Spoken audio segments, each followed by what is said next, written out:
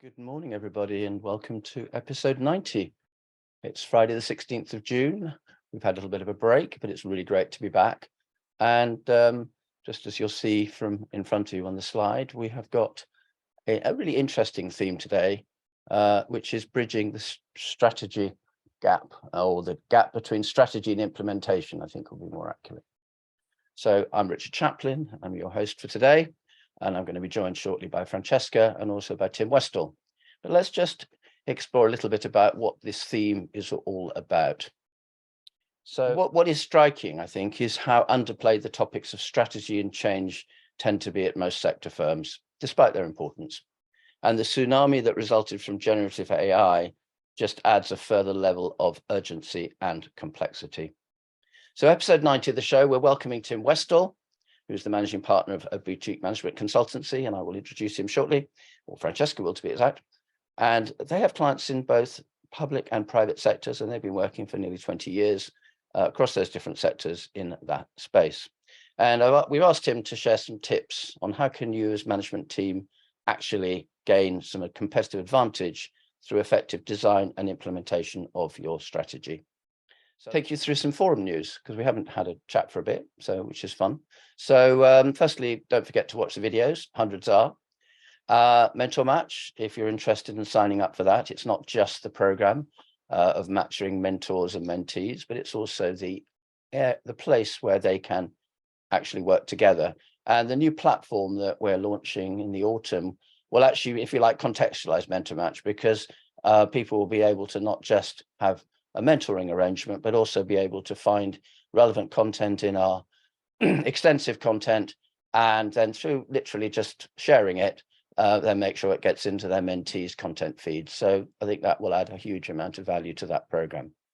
Talking about the tracker for a minute, you may recall it used to operate on this platform, on this program. It's now being done through a formal research panel with over, I think it was 90% we had 100% of the people who were on the panel who completed, and that's well over 90 firms, get the numbers right. Anyway, and we're doing the next one quite soon. And then the last thing, we really just wanted to talk about the importance of the new leadership development program, and that's now out there, and that's around consensus through collaboration. It's got 6 modules, and the main point to me is it's not just the workshop, it's actually a full program where people can actually do things at their own time in their own way.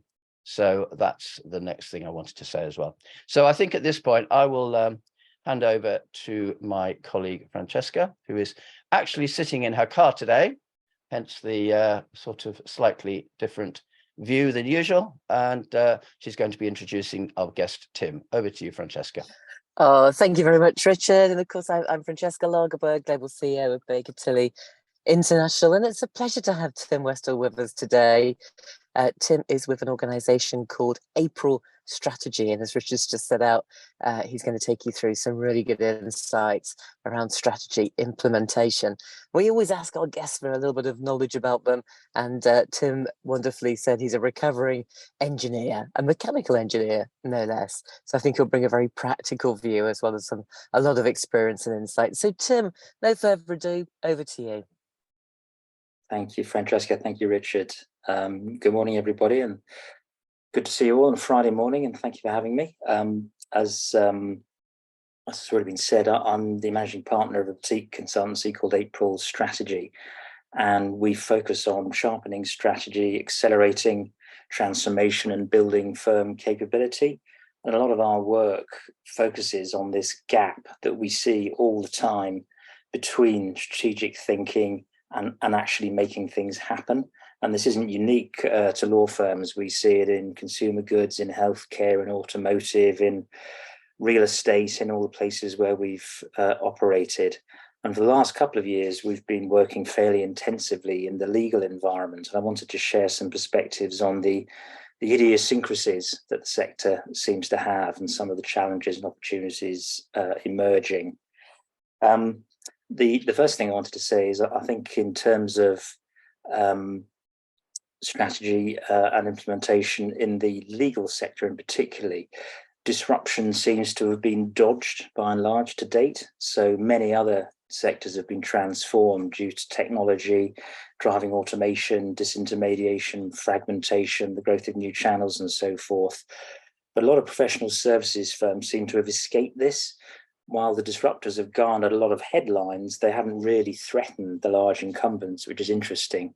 And this may be about to change, of course, with generative AI, as Richard's mentioned, where many routine tasks are going to be automated, and codification will be accelerated, and it'll provide a platform into new offers. And there's probably going to be far fewer billable hours required and far fewer junior staff required.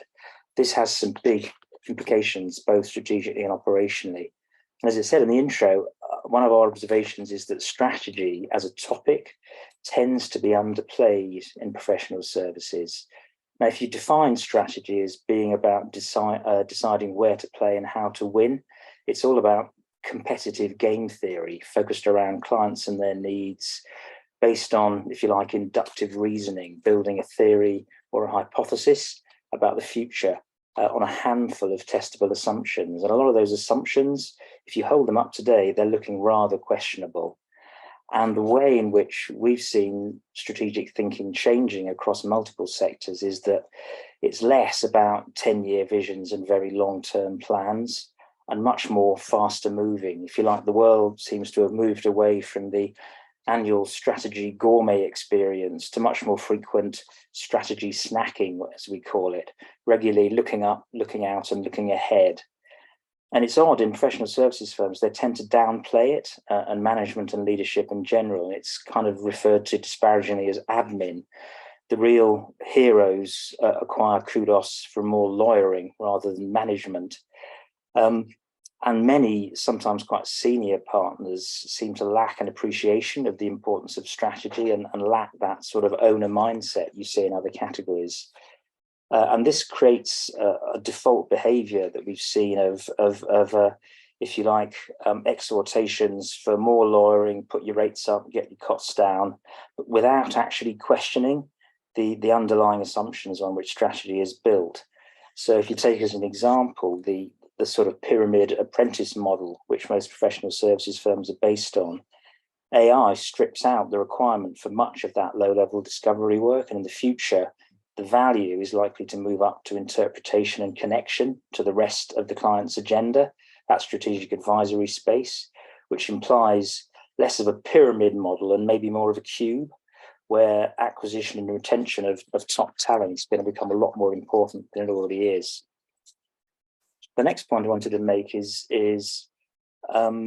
strategy is often quite conceptual, and strategy consultancies that we encounter regularly often leave their clients with a 368-page report that nobody really knows how to implement, nor indeed has much buy-in to. And we see that in professional services as well. Even if there's a clear ambition and a strategic intent, there isn't follow-through to a coherent, aligned, resourced, governed, and adaptive implementation plan. And let's face it, there are 1,000 details to get right there and a lot of things to put in place. And within that, we've observed that many firms have a difficulty in managing the three horizons.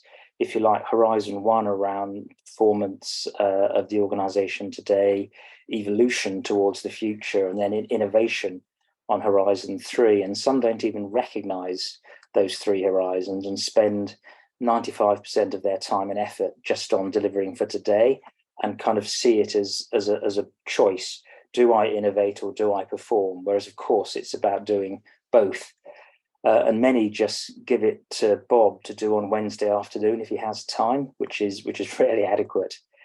And linked to that as well, the discipline of leading change, and the difference between that and leading an organization through business as usual is a skill set often absent or at least weak in many firms.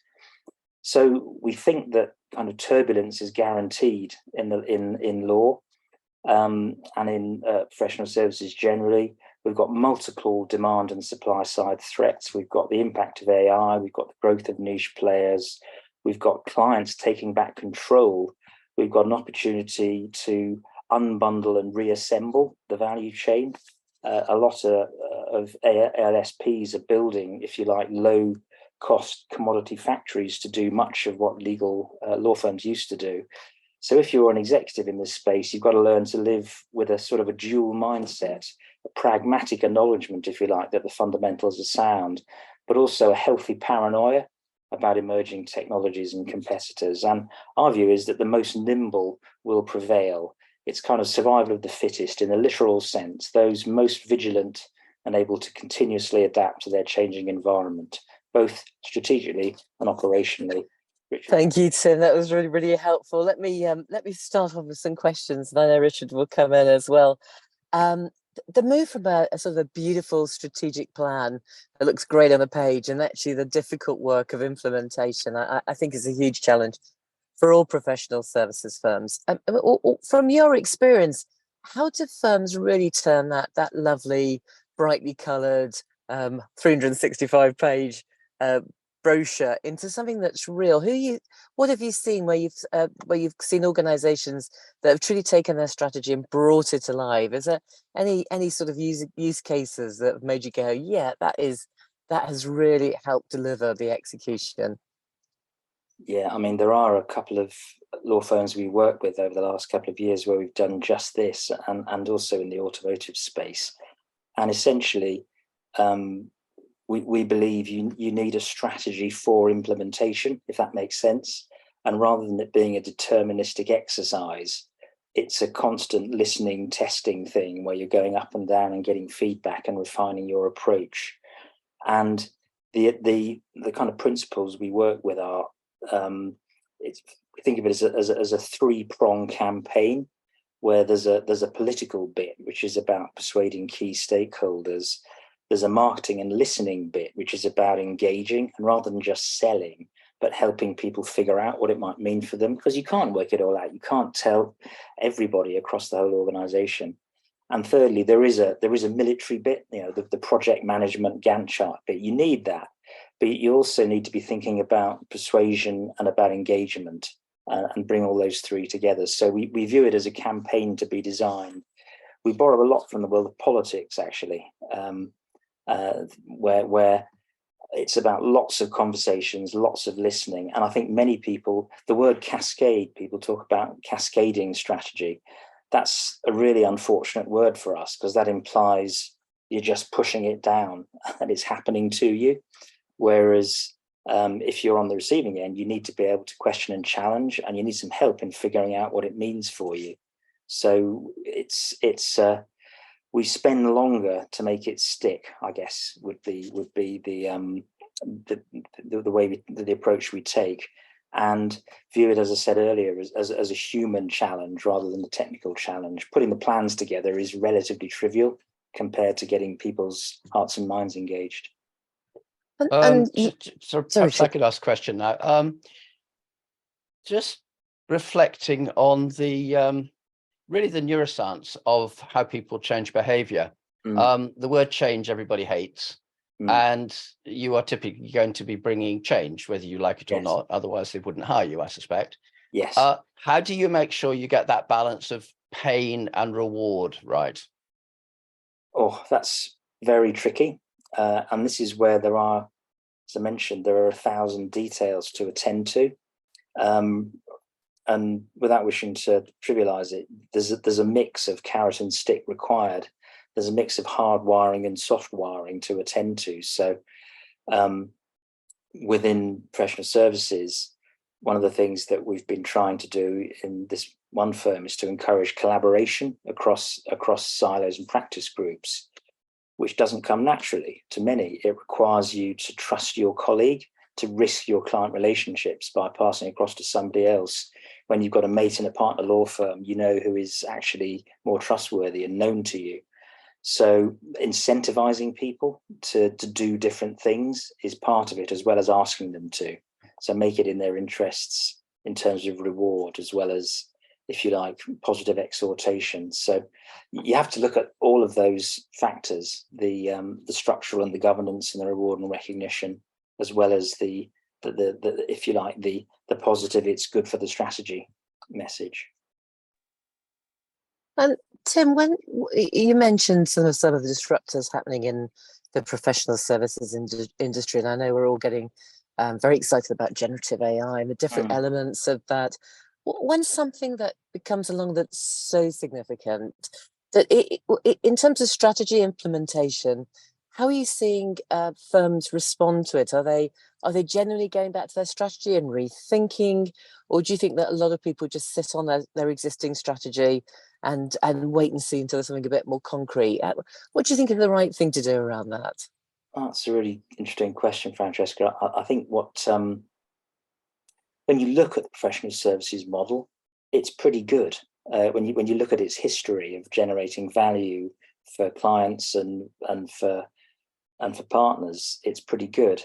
And we've got a classic innovators dilemma, disruptors dilemma thing going on here, where what I've observed is that many are looking defensively at the core model and saying, how can we hang on to that and how can we eke out more value from it?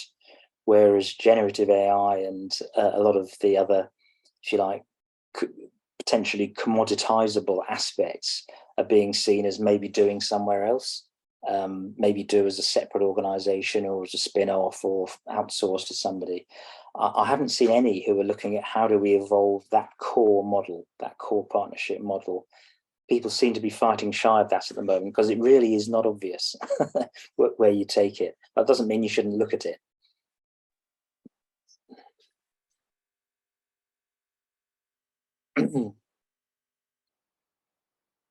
Oh, Richard, you're on mute. Oh, I'll jump in while Richard's on mute there. Yeah, I was going to say, please go ahead. Sorry, my fault. No, Okay. that's quite all right. You talked about three horizon planning, and I think that's always such a fascinating way of looking at the future. You know, that the first horizon where you are today, that far-flung third horizon, the art of what you don't really know about at all, and that middle piece of how did you get there. I don't see many organizations really doing three horizon planning, and yet it's such a valuable tool. Do you think we're missing a trick by not kind of challenging ourselves about that far-flung art of the future? And do you think it's a tool that all professional service firms should be using a lot more?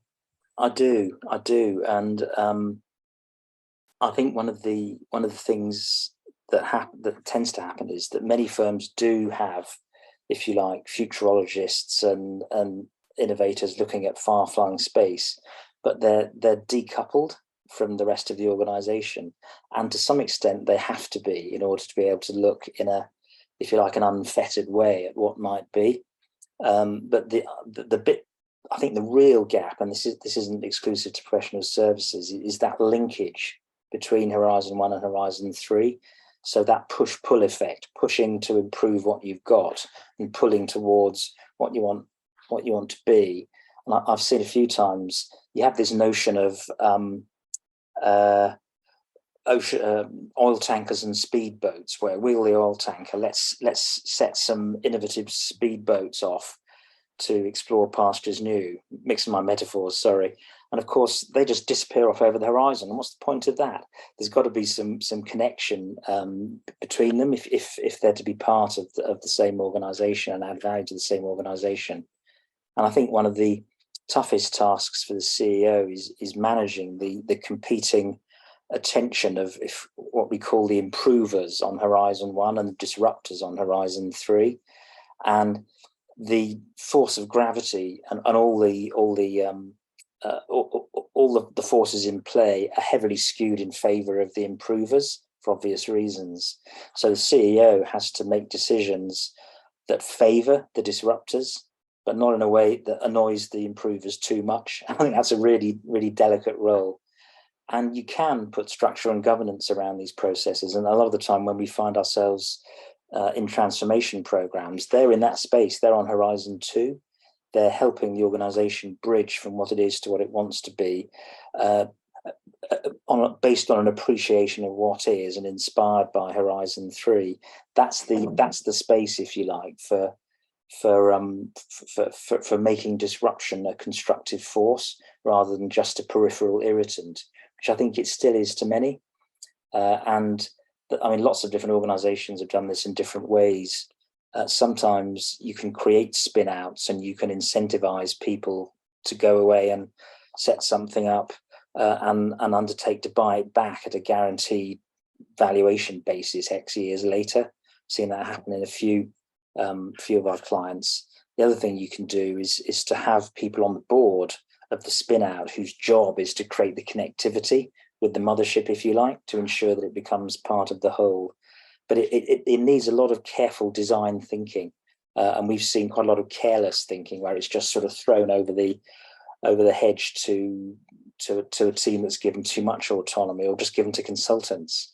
And talking down my profession for the moment, often too much is given to consultants at the expense of developing the sort of capability and know-how within the firm. And for us and the way we work, one of the critical things is improving that capability to manage across horizons, and particularly that Horizon 2 transformation space, leaving people in a better space to be able to do that for themselves. I think it's one of the hardest things in business, living in that zone. I was just going to pick up you mentioned earlier where to play and how to win, which is, if you like, the Roger Martin approach. And if one is sort of looking at that, it has those 5 elements: the purpose, your where to play, the how to win, the capabilities you mentioned a minute ago, and obviously the systems. And if you were sort of trying to unwrap your strategy, would you start with any of those particular elements? Yes, I would. I would start at the top around ambition and goals, and where do we want to be in X years? What's important to us? What's our reason for being? What do we believe in? That's kind of, for me, that's kind of a precondition for doing strategic thinking, being clear about what you're about. And it's fascinating trying to have that conversation in professional services. Many see it as ephemeral and philosophical and woolly and a bit irrelevant. We're here to do lawyering and make money. Yeah, okay. Why? What's it in pursuit of? And you can dig into these things, I think, every time and need to. And for me, that's an important thing to have a handle on before you start thinking about where you're going to play and how you're going to win. So the strategy ladder that you allude to, Richard, I think start at the top, but don't just go down in one direction. Give yourself permission to come up and down regularly as you iterate, because good strategy is an iterative process. And as one of my favorite definitions of strategy is the acquiring of sense and the discarding of nonsense faster than rivals. I think that's quite a nice way of thinking about it. That tells you it's a game, it's a series of ploys. It's not a long-term deterministic plan. You've got to be have your radar switched on and be very aware of your environment and constantly testing to see if the hypotheses that underpin your strategy withstand scrutiny. And I think there are a lot at the moment that are questionable. And staying with generative AI for a minute, which we mentioned briefly as being, I call it rapid revolution. It may take you some time to rethink the opportunities, but are there some specific elements within, say, the capabilities? Because I sense that's, in practical terms, where probably you will see the greatest input coming from a generative AI. You talked about the pyramid becoming a cone. So what if you haven't got time to sit down and agree the meaning of life as you would see it with your partners, which is probably where many CEOs sit, but you have this thing that is definitely and people are signing up for it without telling you, and it, the genie is completely out of the bottle. Where would you start to try and rein it in and to try and look at it from a slightly more strategic perspective? I don't actually think generative AI, in the way I've seen it so far, is any substitute for strategic thinking, because it can't do that for you. Inductive reasoning requires you to make leaps of imagination. It's fabulous on deduction and distillation and synthesis. So sorry, I wasn't really just interrupt. I wasn't really thinking from that point of view. I was saying, to me, it's an external environmental issue that's emerged into the business, and how are you then going to cope with it was more the question I was trying to ask. Yes. Well, I mean, it goes to the what's the future of the partnership model, and I'd look at where it can impact across the value chain for professional services, and there are 3 or 4 really obvious points where it can and is making a massive difference. I mean, in our business, we're already able to do really good basic research in a hundredth of the time and at 1,000th of the cost that we used to. It's great, and it gets you 85% there straight away. You still need to read it and pay attention and look for the confabulations and the made up cases, but it's super helpful, and I think it just needs that. I'd almost view it as a catalyst for a re-examination of a model that needed re-examining anyway. Okay, over to you, Francesca. Yeah, probably one last question from me as we come up to the end of our time. What tips can you give people who perhaps aren't sitting at the strategy level? They're sitting beneath that. They're perhaps running departments, or they're a significant player, but they're not evolving the strategy, as it were. Mm-hmm. How can they really get their heads around the role they have to play in strategy? Because often it can feel like something that happens in a darkened room with a whole bunch of people who then just disseminate it. How can you make it more part of what happens within professional services firms? Well, a lot of strategy and implementation you can interrogate with some really simple questions. One of the things we do when we first meet a potential client is to go through a sort of diagnostic process where you just ask 10 simple questions. Can you tell me what your purpose is? Can you tell me what your values are and what you believe to be important? Can you tell me what your goal is in the next 5 years? Same on implementation. Do you have a 3-year plan? Have you defined the main themes of activity? Do you know what it means in this function, on that function, in this BU and that BU? You can ask, and this is where I think if you're within a firm, you can ask those questions of your colleagues and of your leaders, and they'll never give you perfect answers because it's a moving feast. But I think it's legitimate to push up as well as push down, and to go back with those clarifying questions, because strategy is a conversation and implementation is a conversation, and how you define something and how you implement it is changing all the time, and often the way in which a strategy has been implemented, I've seen, has changed significantly because of some of the questions and ideas coming from further down within the organization, which is great. So I'd encourage people to ask those questions, and I can forward my top 10 questions to check the clarity of strategic thinking and implementation thinking, which I think applies in any organization context. Well, we're switching to the gallery mode now. So I'd like to thank you, Tim, for your very nice, practical, as your engineering background probably, but nicely, carefully thought through, reminding us that disruption has been dodged to date to a great extent by many professional firms, that strategy therefore tends to be underplayed, but it's also seen as very conceptual, and people aren't really thinking about far-flung horizons. I really liked this idea of being pragmatic and paranoid at the same time. I think that's a really nice place to be. And to remember that, yes, there's the politics, and you've got to get those right, particularly in a typical organization. There's the engagement and getting your people behind it, and then making sure you've got a plan and a project, because unless you have those 3 in place, I suspect nothing will change. On which happy note, I shall bid you all, to the audience, thank you very much for joining us today. We're back in 2 weeks' time, and we're looking at a very different topic, which is external equity coming into professional services firms. And there have been a few cases of firms which have perhaps you read about in the press, but there's a lot going on under the counter where external providers are actually putting money, dollars, in fact, in the US, into particularly law firms. And it's a whole new area that's growing. So we've asked Gareth Hunt from Stifel, who is very much the lead in that whole area, to come and talk to us. So really looking forward to that. And that will be, as I said, on the 30th of June. And hopefully Francesca won't need to be in her car on that occasion. So onwards and upwards. Thank you again, and bye for now, everyone. Thanks, everyone. Thank you.